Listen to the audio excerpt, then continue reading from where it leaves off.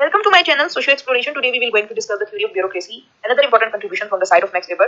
Max Weber की बहुत सारी थ्योरीज को हमने स्टडी किया और उनमें से एक थ्योरी है which is theory of bureaucracy और बेसिकली ये प्रीवियस थ्योरीज से ही एसोसिएटेड आपको दिखेगा ये कंसेप्ट। मैक्स वेबर जो कि एक जर्मन थिंकर थे, तो उन्होंने मॉडर्न वर्ल्ड के हवाले से बहुत सारी प्रेडिक्शंस भी दी थी। Not only that but also we can say जो मॉडर्न इंडस्ट्रियलाइज्ड सोसाइटीज है उसके जो सिस्टम है उसको भी उन्होंने थॉरली डिफाइन किया था और उन्होंने बड़ा एक नेगेटिव आइडिया प्रेजेंट किया, क्रिटिसाइज किया उस सिस्टम को। कहते कि दिन ब दिन जिस तरह से ब्यूरोक्रेटिक स्ट्रक्चर डेवलप होता जा रहा है, एफिशिएंसीज आती जा रही हैं, ह्यूमन पोटेंशियल बिल्कुल ही रिड्यूस हो गया। इंसान एक मशीन के अंदर कोक की हैसियत अख्तियार कर गया है। इंसान की अपनी कोई हैसियत ही नहीं है, उसकी अपनी ह्यूमन कैरेक्टरिस्टिक्स रिड्यूस होकर रह गए।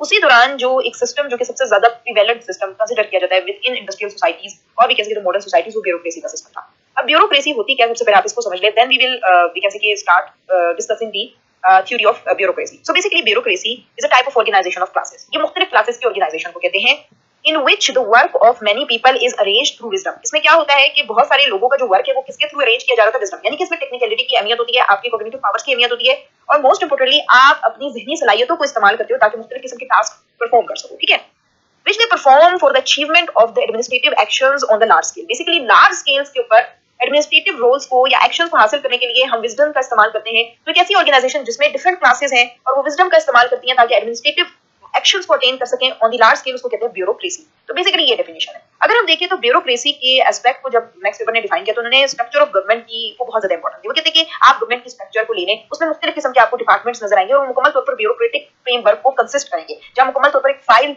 सिस्टम एग्जिस्ट करेगा, मुख्तलिफ किस्म के ऑफिसेज एग्जिस्ट करेंगे और ये जो ऑफिसेज हैं वो मुख्तलिफ किस्म के टास्क परफॉर्म कर रहे होंगे और ये जो टास्क परफॉर्म हो रहे होंगे वो according to rules and regulation हो रहे होंगे और मुकम्मल तौर पर रेगुलेशंस के साथ साथ जो वर्कर्स हैं उनकी रेगुलरिटी पे बहुत ज्यादा इंपॉर्टेंस दी जाएगी और मुख्तलिफ किस्म के इंस्टीट्यूशंस होंगे। तो इस चीज को उन्होंने डिफाइन किया। उन्होंने कहा कि जिस तरह से गवर्नमेंट सेक्टर के अंदर मुकम्मल तौर पर कुछ रूल्स होते हैं, जब किसी भी कैंडिडेट को सिलेक्ट करना होता है उसके भी कुछ रूल्स होते हैं, प्रमोशन के कुछ रूल्स होते हैं, तो इसी तरह ब्यूरोक्रेटिक ऑर्गेनाइजेशन भी है। यानी कि हमारा पूरा गवर्नमेंटल सेक्टर एक ब्यूरोक्रेसी का सिस्टम होता है जो कि एक हायरार्किकल स्ट्रक्चर होता है जिसमें मुख्तलिफ किस्म के स्केल्स एग्जिस्ट करते हैं और डिफरेंट तरीके से अपने रोल को प्ले कर रहे होते हैं। ठीक है, तो सिंपल सी बात है कि एक तरह से हमारी गवर्नमेंट भी एक क्या है, हमारी ऑर्गेनाइजेशन है जिसमें मुख्तलिफ किस्म की क्लासेस एग्जिस्ट करती हैं या स्केल्स एग्जिस्ट करते हैं और ये अपने रियम में अपने विजडम लेवल पे काम कर रहे होते हैं ताकि अपनी ऑर्गेनाइजेशन के ऑब्जेक्टिव्स को अटेन कर सके on the larger scale. Basically larger scale, small scale की बात नहीं करिए, लार्जर स्केल की बात करें, यानी कि बड़े बड़े कामों को अंजाम देने के लिए अपनी मेंटल कैपेबिलिटीज को और एफिशिएंसीज को इस्तेमाल करते हैं ताकि जो है इंप्रूवमेंट लाई जा सके। ठीक है, बेसिकली वेबर कहते हैं कि हमारा जो ब्यूरोक्रेटिक सिस्टम है ना वो एफिशिएंसी पे बेस्ड है। एफिशिएंसी के बगैर हमारा ब्यूरोक्रेटिक सिस्टम एग्जिस्ट नहीं कर सकता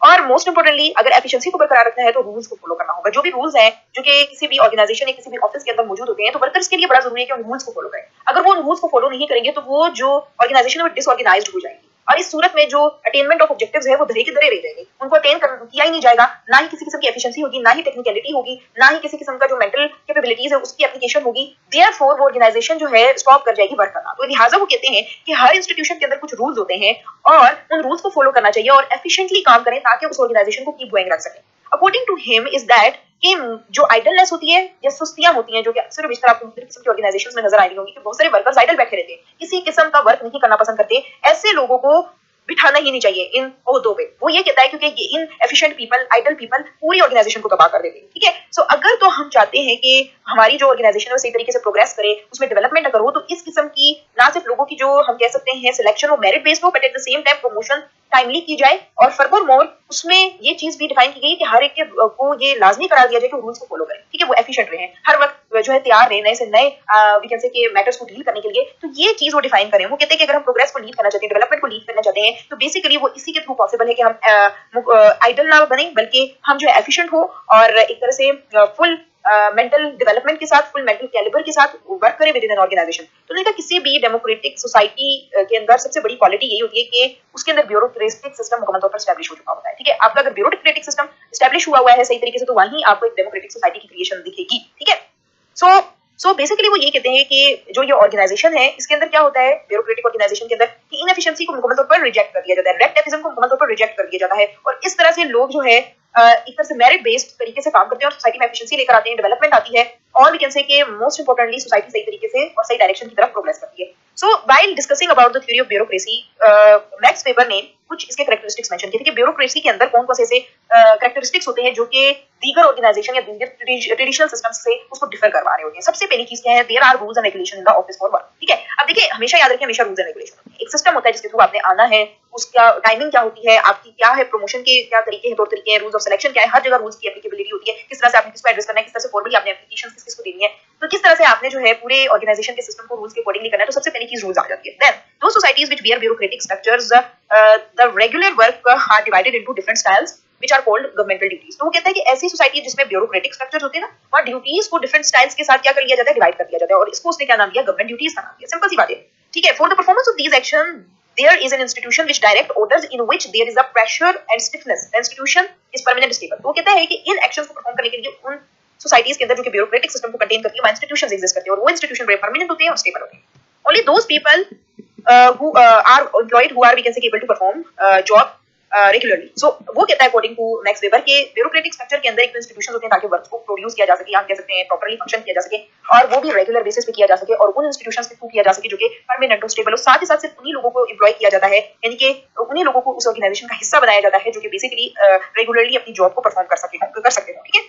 Then the principle of different classes is set strictly on the principle of high and low. ये जो different classes हैं, पीछे हमने उसकी definition में बताया था कि it is the organization of classes. तो ये जो classes हैं, उसमें कुछ classes high के तौर पर जानी जाती हैं, कुछ low classes हैं. It's mean कि कुछ bosses की class होती है, या हम कह सकते हैं आपकी organization के CEOs की classes होती है, या हम कह सकते हैं वो लोग होते हैं जो कि authority पे होते हैं, और कुछ ऐसे होते हैं जो कि clerical staff होते हैं, या ऐसा staff होता है जो कि day to day file work को manage कर रहा होता है. ठीक है. तो high और low दोनों तरह की positions exist करती हैं. In this principle, the people of upper class control the job of the lower class people. यही होता है ना कि आपकी जो upper sector है, यानी कि जो क्लास वो है जो कि अथॉरिटेटिव है, वो ही सारे ऑर्डर्स दे रही होती है अपनी सबऑर्डिनेटिंग या लोअर क्लास को, और उनको फुलफिल करने पड़ते हैं. In this system lower class employees are given right to of appeal against the judgment of the officer. It doesn't mean कि जो आपकी लोअर क्लास है उनको किसी किस्म की राइट्स नहीं दिए जा रहे. अगर तो किसी किस्म की ऐसी डिसीजन दिया गया from the side of authority जो कि लोअर क्लास को एक्सेप्टेबल नहीं है, तो उसको चैलेंज भी कर सकते हैं. This appeal is made in a special style. तो जब आपने अपील करनी है अगेंस्ट का अपर क्लास, तो इवेंचुअली आपने एक स्पेशल स्टाइल से करनी होती है. ठीक है. Then the system of modern offices depend upon the written document which is called the files. Okay? तो वो कहता है कि ब्यूरोक्रेटिक स्ट्रक्चर के अंदर ना एक ऐसा सिस्टम होता है जहाँ written documents आपको दिखेंगे, जो कि उन्होंने फाइल का नाम उनको दिया है. These files remain in office in original form.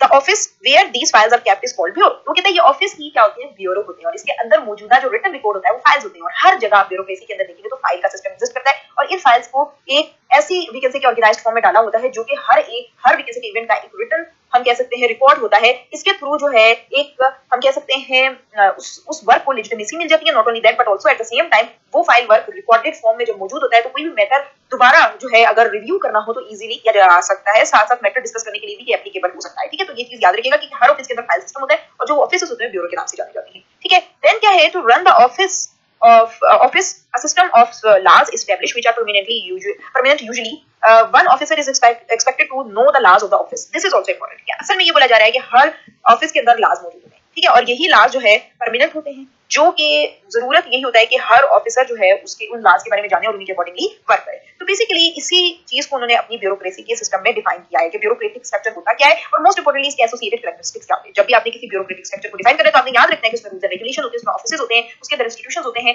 Only उन लोगों को एम्प्लॉय किया जाता है जो कि बेसिकली परमानेंट होते हैं, या मोस्ट इंपोर्टेंटली रेगुलर होते हैं, और मोस्ट इंपोर्टेंटली वहां जो है एक हायरार्किकल स्ट्रक्चर होता है, हायर क्लास में, लोअर क्लास में, and most importantly written documents भी होते हैं. उसके अंदर रिटन ऑफ कोर्स रिकॉर्ड्स भी आपको देखने को मिलेंगे, फाइल्स देखेंगी, और मुकम्मल तौर पर रूल्स देखेंगे. बहरहाल इस थ्योरी के अंदर बेसिकली उन्होंने ब्यूरोक्रेसी को डिफाइन किया और उसकी बेसिक कैरेक्टरिस्टिक्स को डिफाइन किया. नॉट ओनली दैट बल्कि वो कहते हैं कि ब्यूरोक्रेसी प्रोडक्ट है डेमोक्रेसी का, टेक्नोलॉजी का, इंडस्ट्री का. देयरफॉर जब भी हम मॉडर्न थिंकर्स को स्टडी करते हैं तो हम उसमें मैक्स वेबर की डिस्क्रिप्शन भी पढ़ते हैं as a classical modern thinker. ठीक है. बेसिकली तो मॉडर्निटी के ऊपर जो है description through bureaucratic idea present किया. आई होप आपको आज की वीडियो पसंद आई होगी. Do not forget to subscribe for more informative videos.